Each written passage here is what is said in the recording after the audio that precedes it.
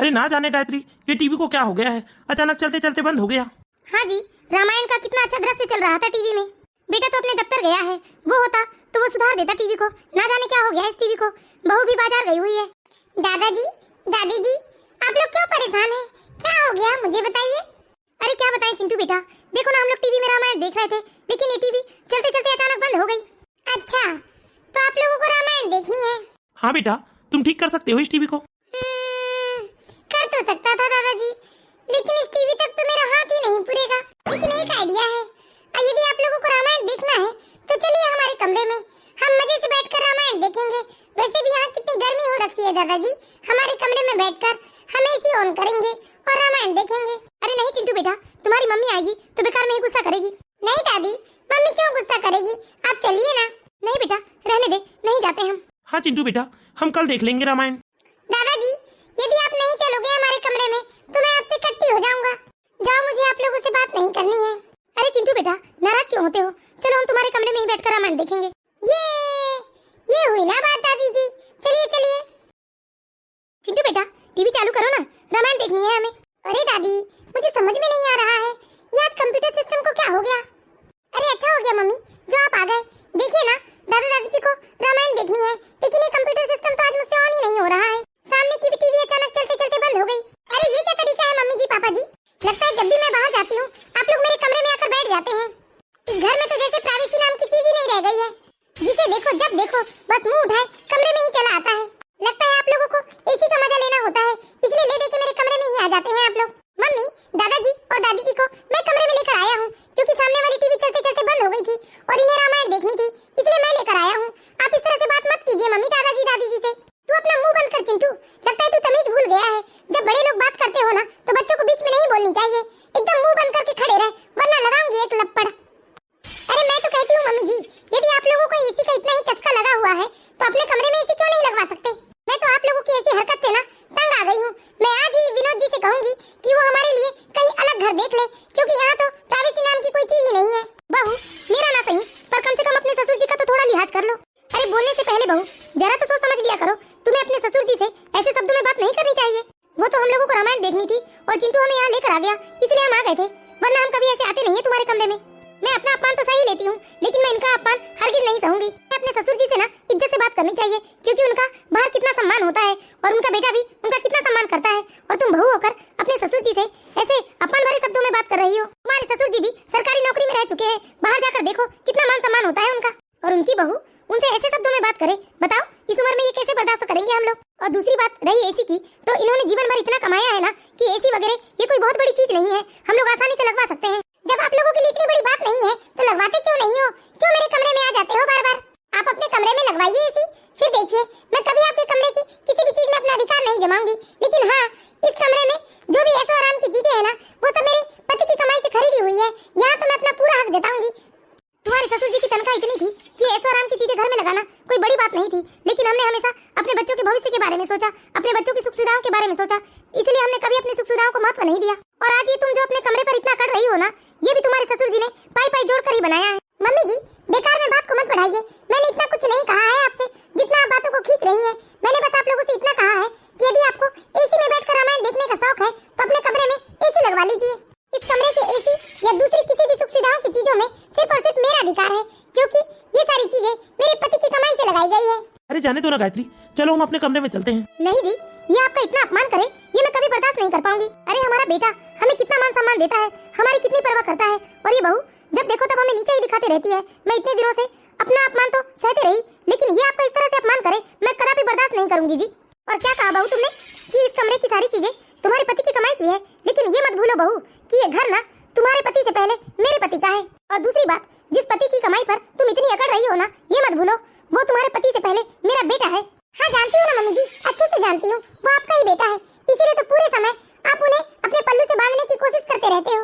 अरे मुझे अपने बेटे को पल्लू से बांधने की जरूरत नहीं है बहू, क्योंकि हमने उसे ऐसा संस्कार दिया है कि वो कभी अपने माँ बाप का अपमान बर्दाश्त नहीं करेगा। वो तो शुक्र मनाओ कि हम तुम्हारी हरकतों के बारे में अपने बेटे से कहते नहीं है। मम्मी प्लीज दादा दादी से आप कुछ मत कहिए ना, बदतमीज। मैंने तुझसे कितनी बार कहा कि जब बड़े बीच में बात करते हो ना तो बच्चों को नहीं बोलना चाहिए, लगता है तू तमीज भूल गया है। अरे बहू, बच्चे पर क्यों हाथ उठाती हो? हमारा गुस्सा बच्चे पर क्यों निकाल रही हो? चलो गायत्री अपने कमरे में चलो। जब देखो तब बस मेरे ही कमरे में आकर बैठ जाते हैं। मुझे तो इन लोगों के ऊपर इतनी गुस्सा आती है ना। अरे मम्मी जी को कितना बुरा लग गया। मैं इनका अपमान नहीं सह सकूंगी। एक पैर जमीन पर और एक पैर तो गड्ढे में है, लेकिन इस बुढ़िया की टसन तो देखो। अगर ये मेरे साइड हो जाए ना तो मैं इनके माँ बाप को एक मिनट भी इस घर में बर्दाश्त न करूं। लेकिन ये तो बिल्कुल माता पिता के भक्त हैं। इनके माँ बाप के बारे में कुछ बोलो नहीं और ऐसी बड़ी बड़ी आंखें दिखाने लगते हैं। मुझे लगता है जैसे आंखों से ही खा जाएंगे। लेकिन मैं भी चुप नहीं रहने वाली और इन लोगों को मैंने बहुत बर्दाश्त कर लिया। अब जब जब ये घर में नहीं रहेंगे ना, इसी तरह से ये दोनों बुड्ढा और बुढ़िया को मैं अपमानित करते रहूंगी, ताकि मेरे बोलने से पहले खुद ही अपमानित होकर ये घर छोड़कर कहीं चले जाए ये दोनों। मैंने अपने बेटे विनोद का गठबंधन कितने अरमानों के साथ इस पल्लवी से करवाया था। क्या क्या अरमान नहीं थे जी मेरे, क्या क्या नहीं सोचा था मैंने। घर में बहू आएगी, हम दोनों सास बहू बैठकर हंसी ठिठोली करेंगे। और हमने अपने बच्चों की परवरिश में भी कभी कोई कमी नहीं रखी। हमने हमेशा अपनी सुख सुविधाओं का गला घोटा है सिर्फ और सिर्फ अपने बच्चों की खुशियों के लिए, कि हमारे बच्चे खूब अच्छी तरक्की करें, अच्छी पढ़ाई लिखाई करें। उन्हें खूब संस्कार भी दिए हमने। और आपको याद है ना जी, आप मुझसे हमेशा कहा करते थे कि देखना गायत्री, हमारा बुढ़ापा बहुत अच्छे से गुजरेगा। हमने अपने बच्चों को बहुत अच्छे संस्कार दिए हैं। हाँ गायत्री, इसमें हमारे बेटे की क्या गलती है? बेचारे हमारे बेटे को तो इन सारी बातों की खबर भी नहीं है ना। तुम्हें बताओ, यदि बेटे को ये बात पता होती कि बहू हमारे साथ ऐसा व्यवहार करती है तो क्या हमारा बेटा चुपचाप ये सब सहन कर लेता? मैं तो यही सोचकर बेटे विनोद के कानों तक ये बात नहीं जाने देती जी कि बेकार में घर का माहौल खराब होगा। और फिर चिंटू भी तो बड़ा हो रहा है, इन सब बातों का उस पर भी तो बुरा प्रभाव पड़ेगा ना। हाँ गायत्री, अभी से चिंटू का इन बातों पर कितना ध्यान रहता है जी, उसे कितना बुरा लगता है जब बहू हमारा अपमान करती है। कल को ऐसा ना हो जी, ये सब देखकर चिंटू भी बड़ा होकर अपने माता पिता के साथ ऐसा ही व्यवहार करे। सच में जी, मुझे कभी कभी इतना बुरा लगता है कि हमने क्या क्या सोचा था, लेकिन ये सब क्या हो रहा है हमारे साथ। मम्मी, पापा, मम्मी क्या हुआ? आप मुझे परेशान नजर आ रही हैं। अरे नहीं तो बेटा, मुझे क्या परेशानी होगी? नहीं मम्मी, आप झूठ बोल रहे हो। लगता है मेरी सेवा में कोई कमी रह गई है।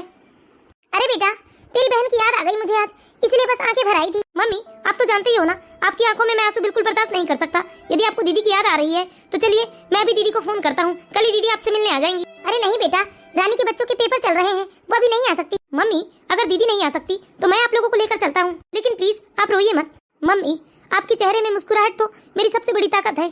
आपके आंसू देखकर मैं कमजोर हो जाता हूँ। माँ, आप चाहती हैं क्या कि आपका बेटा कभी कमजोर पड़ जाए? नहीं बेटा, मैं ऐसा कभी नहीं चाहती। मैं तो हमेशा ईश्वर से यही प्रार्थना करती रहती हूँ कि मेरा बेटा दिन दुगनी और रात चौगुनी तरक्की करे।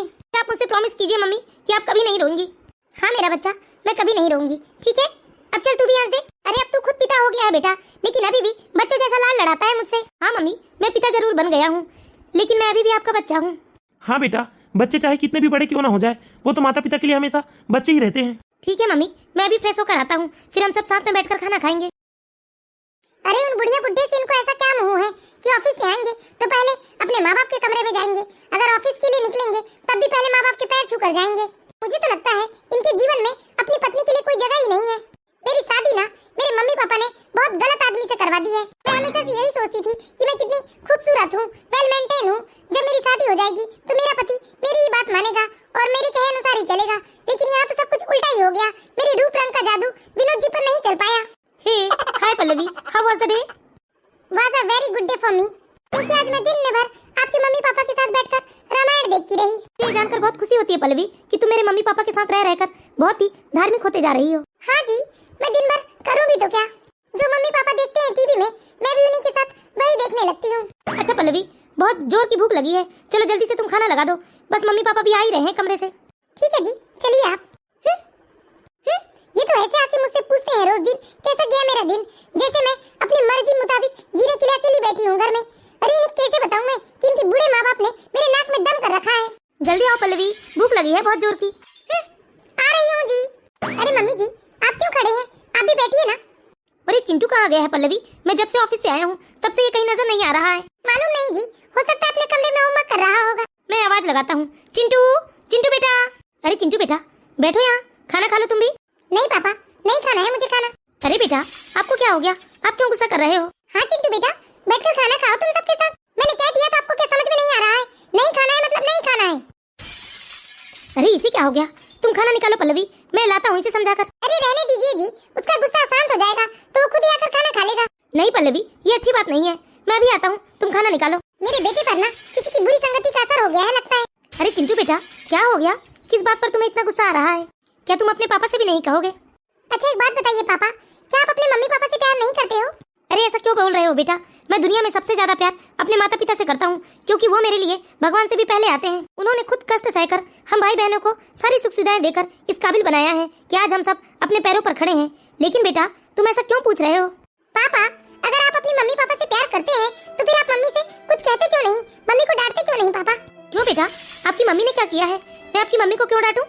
क्योंकि पापा आप जब भी घर में नहीं रहते हैं तब मम्मी दादा दादी जी से बहुत बदतमीजी से बात करती हैं। और कल तो दादा दादी को मम्मी ने हमारे कमरे से बाहर निकाल दिया ये बोलकर कि ये कमरा आपने बनवाया है, इस कमरे पर सिर्फ मम्मी का हक है। चिंटू बेटा ये तुम क्या बोल रहे हो? हाँ पापा, जब आप घर में रहते हैं ना तभी मम्मी दादा दादी जी से अच्छे से बात करती है, वरना हमेशा उन्हें डांटते रहती है और बार बार यही कहती है कि उन लोगों को इस घर से निकल जाना चाहिए। क्या तुम्हारी मम्मी तुम्हारे दादा दादी का सम्मान नहीं करती? नहीं करती पापा, बस हर समय मम्मी डांटती ही रहती है उन्हें। और कल तो जब मैंने मम्मी से कहा कि आप दादा दादी जी से ऐसी बात मत कीजिए तब मम्मी ने मुझे भी जोर से मार दिया पापा। पल्लवी पल्लवी, अरे क्या हुआ जी? आप मुझे इतने जोर जोर से आवाज क्यों लगा रहे हो? क्यों पल्लवी, कल तुमने मेरे मम्मी पापा को हमारे कमरे से अपमानित करके बाहर निकाल दिया था। हाँ, लेकिन उन्होंने भी तो अपनी सारी यादें पार कर दी थी। वो क्यों आकर बैठे मेरे कमरे में और मैंने उनसे ज्यादा कुछ नहीं कहा, सिर्फ मैंने अपनी बात कही थी। ओह, तो माता पिता ने बेटे से बहू की चुगली कर दी। जबान संभाल कर बात करो पल्लवी, वो मेरे जन्मदाता है और ये घर उनका है। वो जहाँ चाहे बेझिझक आ जा सकते हैं। तुम उन्हें रोकने टोकने वाली होती कौन हो?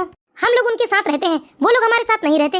और अगर तुम्हें इतनी ही परेशानी है उनसे तो तुम कहीं भी जा सकती हो, लेकिन मैं अपने माता पिता को वृद्धाश्रम में अकेला छोड़कर कहीं नहीं जाऊंगा। और एक बात हमेशा याद रखना, तुम्हारी हर बात ना आज तुम्हारा बेटा नोट कर रहा है, कल को ऐसा ना हो कि यही सब वो तुम्हारे साथ करे।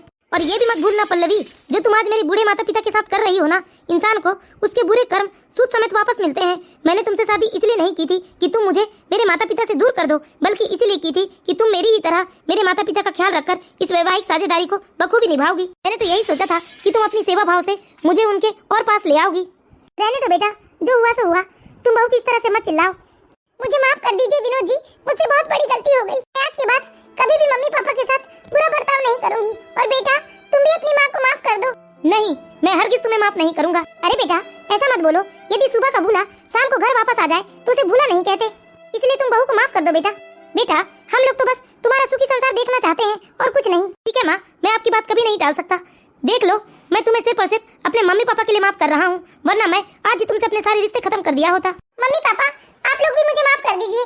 मैंने आप लोगों के साथ कितना बुरा बर्ताव किया, लेकिन आपने मुझे कितनी जल्दी माफ कर दिया। हाँ बेटा, माँ बाप अपने बच्चों से नाराज जरूर हो सकते हैं, लेकिन उनसे नफरत कभी नहीं कर सकते। मैं ऐसा